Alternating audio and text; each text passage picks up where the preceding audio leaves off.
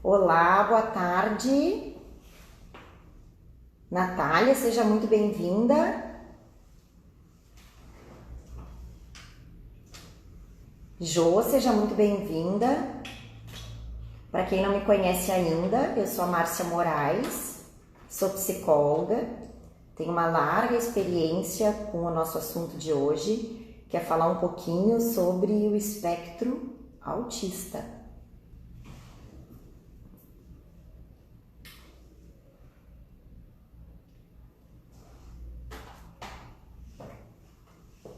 É um prazer para as colegas, amigos, familiares que estão entrando, pacientes.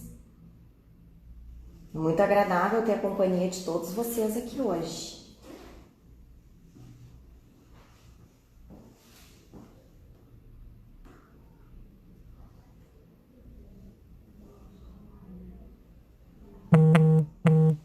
A Psicotera, ela tem feito, então, a partir de agora, 2 lives no mês, com assuntos que as pessoas estão enviando pelo Instagram. E a nossa live de hoje também, né, foi pensada com todas essas dúvidas que os colegas, pacientes, familiares, que as pessoas mandaram, então, aqui para o nosso Instagram. Certo? Nós recebemos muitas perguntas, escolhemos aí algumas principais, assim, né? E esperamos poder hoje estar tendo uma troca sobre o assunto do autismo. Seja bem-vinda, Anne, Débora.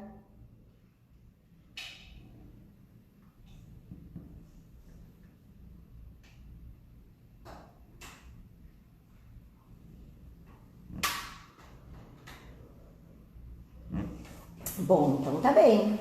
Para quem não me conhece, né, para quem tá entrando agora, eu sou a Márcia Moraes, eu sou psicóloga da Psicoter, faço parte da equipe aí há mais de 10 anos, né? E a ideia hoje é a gente, então, falar um pouquinho sobre o autismo, né, sobre o transtorno do espectro autista. O autismo, ele é um transtorno do neurodesenvolvimento, né? Então, às vezes as pessoas confundem, porque ele não é um atraso no desenvolvimento da criança, ele é um desenvolvimento atípico mesmo. E como todo desenvolvimento atípico, ele tem as suas características peculiares, certo? Então, a gente fala de um tripé de características básicas, né? Então, que são padrões de comportamento, estereotipados, restritos, repetitivos, né? Então, o padrão de interesses, né? O repertório de interesses de uma criança autista, ele é bastante limitado, né? Então, apresenta também alterações na comunicação e alterações na socialização do indivíduo, tá?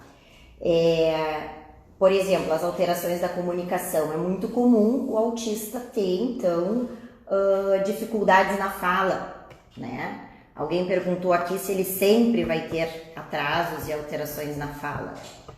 Não necessariamente, né? É muito comum o autista ter essas alterações da fala, mas não necessariamente, né? Ele pode não ter alterações nesse aspecto e ter as outras características que constituem o quadro, né? Ou ele pode ser também um autista não verbal, né? Que não se expressa através da fala e utiliza gestos, expressões faciais, o comportamento, né? Para expressar os seus interesses e as suas vontades, né? O autismo, ele tem também uma alteração na sensopercepção do indivíduo, né? Então, isso pode ser tanto para mais, né? O excesso da sensibilidade, a hipersensibilidade, ou uma falta de sensibilidade também, né? O autista, ele apresenta um pensamento concreto, um pensamento literal, né? Então, o cérebro do autista, ele tem um funcionamento diferente de um cérebro neurotípico. As conexões dos neurotransmissores, elas são muito mais lentas, né? O trajeto que o neurotransmissor percorre, ele leva períodos muito mais longos do que um cérebro neurotípico nessas áreas que apresentam alterações e atraso. Por exemplo, a motricidade, a comunicação, a interação social, né?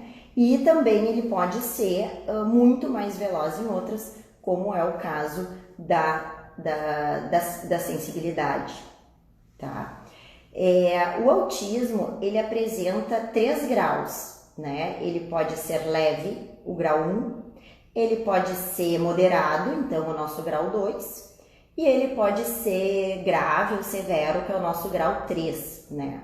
O que difere se esse espectro vai ter um grau leve, moderado ou severo é o grau de dependência e a necessidade de suporte que esse indivíduo tem, né? Então, no grau leve, a pessoa tem um grau de funcionalidade muito maior, né? Uma autonomia muito maior sobre as suas necessidades, né? Quanto à aprendizagem, quanto à interação, quanto à forma que ela se comunica. O grau 2, então, o moderado, a pessoa já precisa de algum suporte, né? Para ela se expressar, para ela se manter, para ela se comunicar, né? Então, geralmente, ela tem uma dificuldade moderada nessas 3 características: alterações de comportamentos, né? De comunicação e de interação social. E o grau grave, então, é aquela pessoa que necessita de um suporte substancial. Então, é aquela pessoa mais dependente, com uma autonomia muito pequena em relação à sua forma de se expressar e à sua sobrevivência, né? Alguém perguntou aqui, ó, como que eu posso saber que o meu bebê, ele é autista, né? Quais são os primeiros sintomas, né? Qual é a idade que a gente pode ter esse diagnóstico? Precisa fazer algum tipo de exame mais específico, né? Então, primeiramente, a gente não fala em sintomas. Autismo não é doença. Onde tem sintoma, tem doença, tá? A gente fala em sinais, tá? Em características que formam esse espectro, tá? E isso já pode ser observado desde os primeiros meses de vida, tá? Através da interação, então, do bebê, né? Dele com ele mesmo, dele com a sua mãe, né? Com os objetos, com o mundo que o cerca, né? Através da interação dele com o mundo. Uma criança autista, ela vai ter um olhar diferente, ela vai ter a reciprocidade diferente, ela vai ter manifestações no seu comportamento. É muito comum, às vezes, os pais relatarem, né? Porque parece que o meu filho não responde, chamo pelo nome, parece que ele não escuta, e fazem exames audiométricos, aparece tudo normal. Aí vai lá no pediatra, vai no neuropediatra e começa a investigar o que está acontecendo, então, com a falta de interação e reciprocidade da criança, tá? Em relação a quando é feito esse diagnóstico, infelizmente, no Brasil, esse diagnóstico ele é feito lá pelos 2, 3 anos de idade, que é quando a criança, então, já tem algumas manifestações no comportamento dela, né? Quando já tem constituído esses sinais, né? Aos olhos dos familiares, né? Às vezes dos cuidadores, né? E dos profissionais da área da saúde. Fora do Brasil, a gente vê que o acesso à informação, o treinamento desses especialistas, ele é muito mais apurado, né?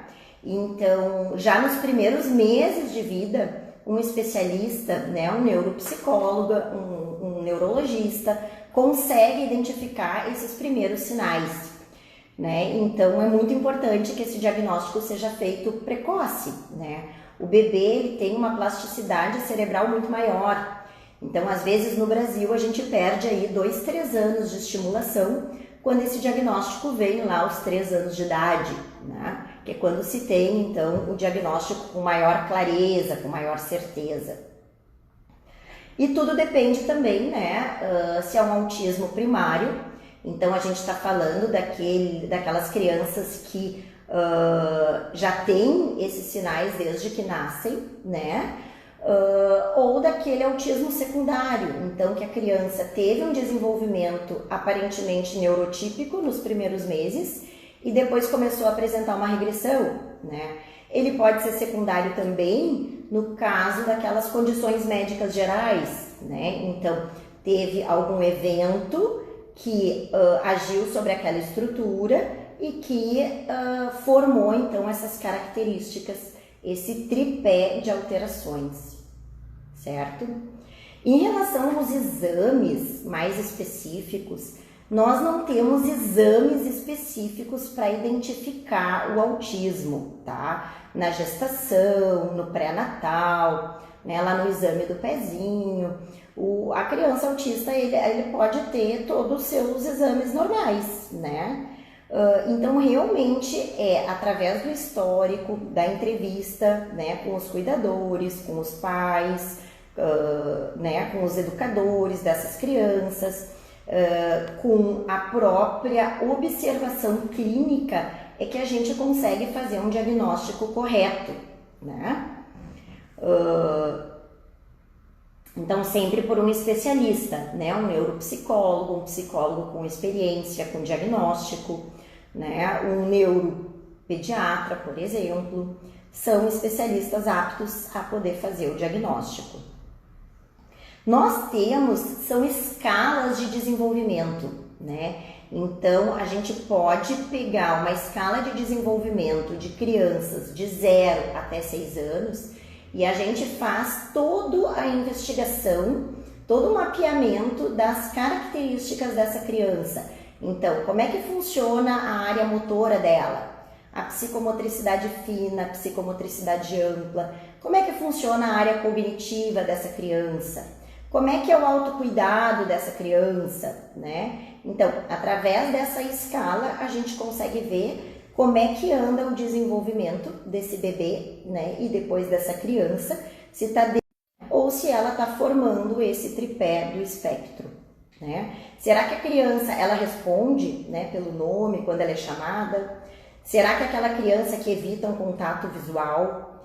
Será que ela consegue interagir, né, com o meio, com a mãe, com ela mesma, né, com os objetos? Será que ela compartilha esses objetos?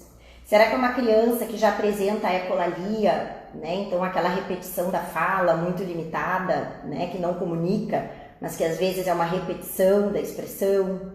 Será que essa criança, ela brinca sozinha, né? Será que essa criança, ela apresenta uma hipersensibilidade dos 5 órgãos dos sentidos, né? Então, do som, do cheiro, do sabor, da visão, do toque, né? Será que essa criança, ela apresenta um comportamento mais rígido, mais repetitivo, né? Mais estereotipado? Será que essa criança, ela apresenta um hiperfoco, né? Então, é aquelas áreas de interesse que ela presta extremamente atenção, né? E se desenvolve naqueles assuntos, fica limitado do seu interesse, né? Será que ela consegue compreender, né, a comunicação de terceiros, expressões faciais, o comportamento, né? Como que a criança interpreta as normas sociais? Então, é toda a investigação desses fatores, desses conjuntos, que é feito um diagnóstico correto. E quanto antes, melhor. Outra pergunta que nos fizeram aqui é se para o autismo existe uma cura ou existe um tratamento, né? Então, de novo, como a gente não fala em sintoma, a gente não fala em doença, a gente também não fala em cura, né? A gente está falando de uma criança que nasce com essas características e que sim, essas alterações, né, essas manifestações, ela tem tratamento.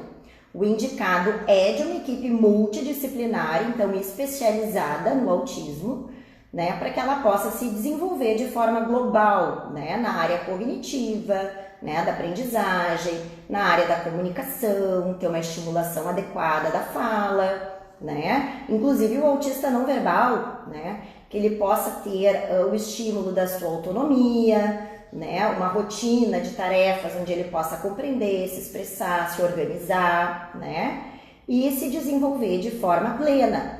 Quanto antes for feito esse diagnóstico, melhor. A psicoterapia, especificamente, ela pode ajudar muito o autista nessas questões de desenvolvimento de autonomia, né? De AVDs, então atividades de vida diária, né? Que ele se torne mais autônomo.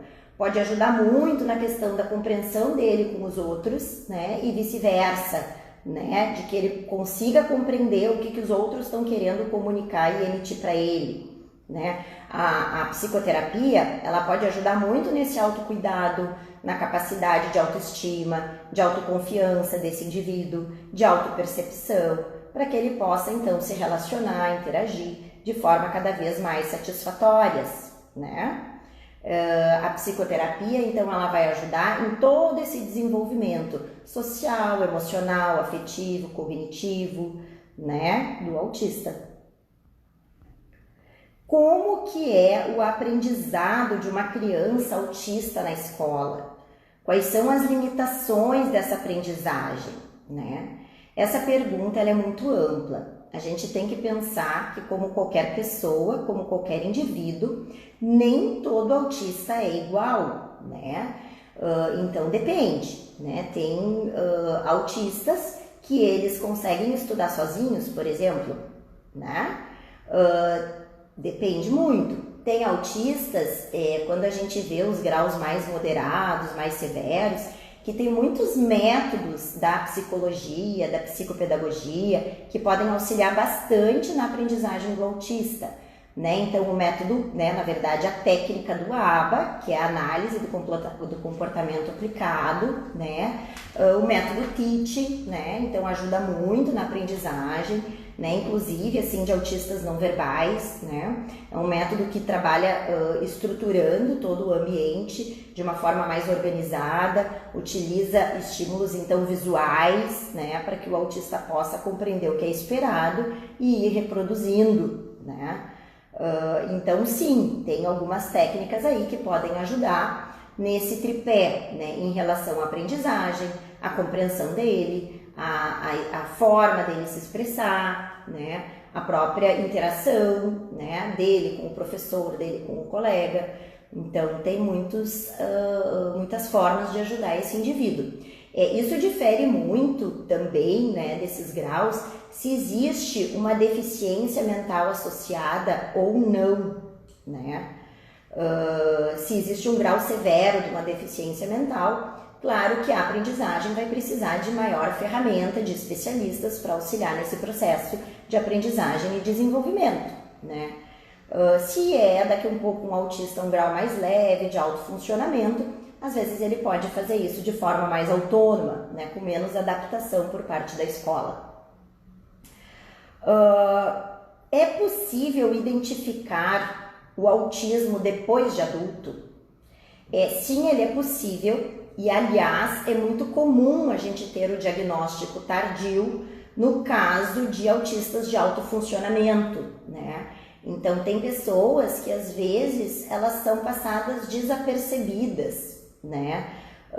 E aí, lá na idade adulta, ela consegue ter mais dificuldades na interação, na socialização e começa a compreender que a forma que ela percebe o mundo e que ela se expressa é diferente do cérebro neurotípico, né? De um indivíduo neurotípico.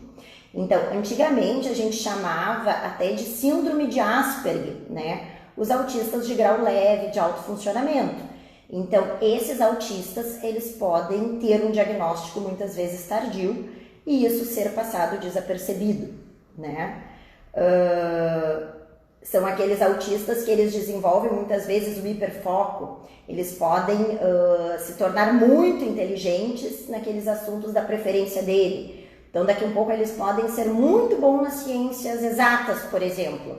É aquele bom aluno, quietinho, né, que é confundido com tímido, por exemplo, né? E daqui a um pouco, na idade adulta, quando ele começa a ter acesso à informação, né, a bloqueios na socialização, daqui a um pouco ele pode ter esse diagnóstico de forma tardia, né?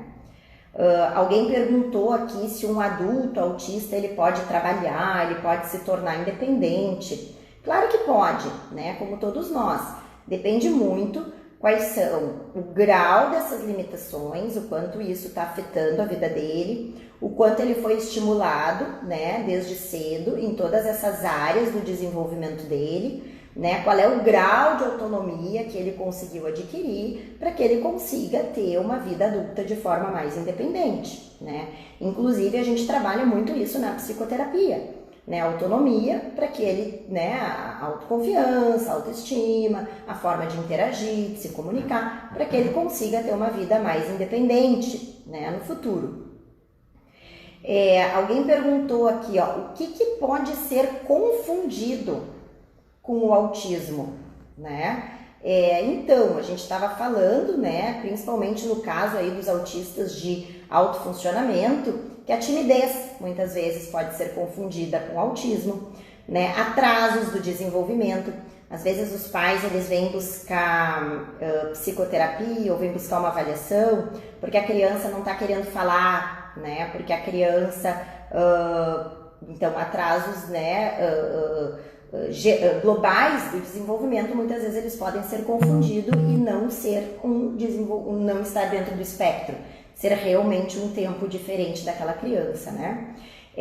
Outro exemplo muito comum são crianças super protegidas, né? Ou seja, aquela criança ela não tem necessidade para se comunicar, para interagir, né? Às vezes os pais vêm buscar psicoterapia, mas o meu filho tem 3 anos, ele não fala, ele não pede, né, para pegar uma comida, ele não se expressa, mas às vezes a gente vê que os pais muitas vezes sufocam essa criança, né, que muitas vezes aquela criança ela não tem motivação, ela não tem necessidade, antes dela pedir por comida, os pais estão dando, antes dela sentir necessidade de se expressar, de dizer eu tô com fome, eu tô com frio, eu não quero, muitas vezes ela não tem necessidade, os pais já estão saciando isso previamente, né?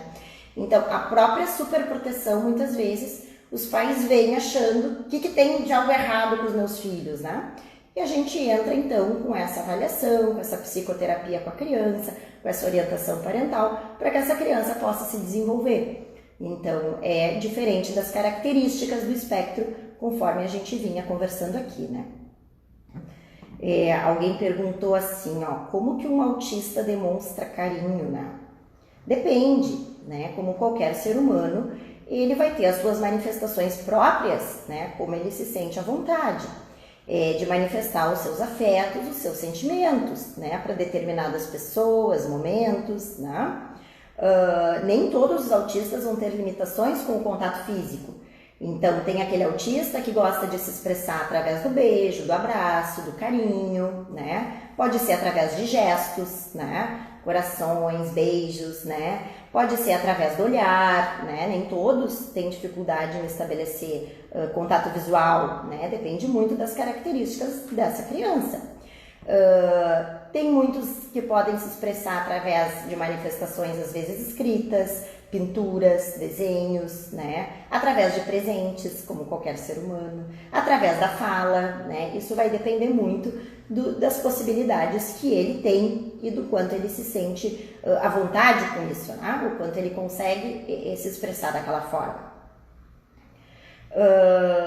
Existe autista que é extremamente carente e extremamente afetivo, né? Como qualquer ser humano.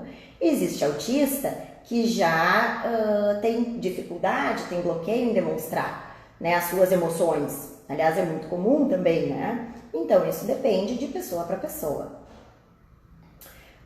Qual é a melhor forma de lidar com a crise de uma pessoa autista?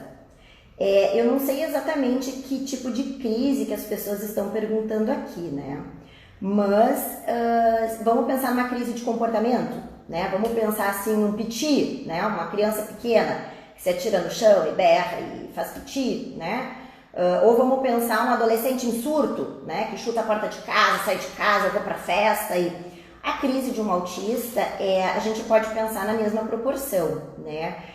A crise de comportamento, ela é acolhida com atenção, com supervisão, com cuidado, né? O que a gente faz para um autista na hora de uma crise, né, forte? A gente impede ele de se machucar ou machucar terceiros, né? Então, causar danos, digamos assim, à integridade física dele e de terceiros, né? Como é que a gente faz isso? Contenção física, né? Abraço de urso, abraço forte.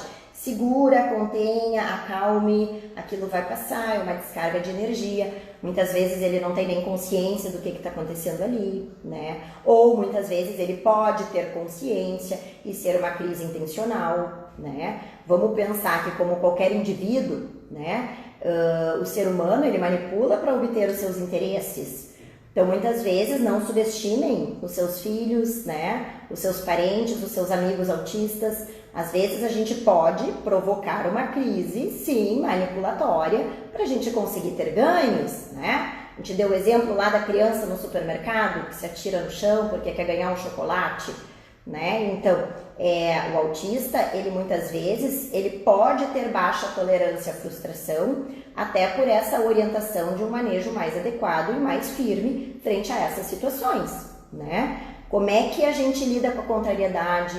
Como é que a gente impõe o não nessa relação, né? Como é que isso é constituído com ele, né? Então, na hora da crise, do chilique, vamos dizer, é a contenção física para que a coisa se acalme. E aí, posteriormente, sim, a gente pode retomar o que está acontecendo ali, né? Mesmo que seja um autista não verbal, a gente retoma de forma verbal, de forma gestual, o que está acontecendo ali. Peraí, não é assim que a gente vai se entender, né? Se eu não estou compreendendo o que ele está querendo me dizer, eu vou dizer isso para ele, eu não estou te entendendo, né? Então ele é capaz de se expressar de outras formas, com mais calma, de apontar, de mostrar o que ele está querendo, né?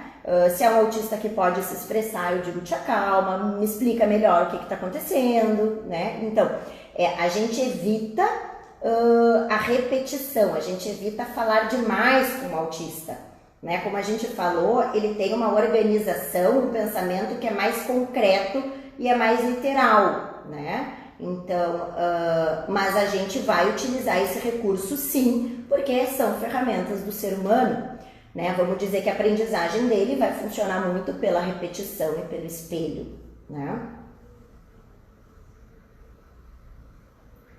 É recomendado que os familiares de uma pessoa do espectro recebam acompanhamento psicológico também? Sim, tá? Vamos dizer que a psicoterapia, ela é uma indicação, aliás, para todas as pessoas sempre, né?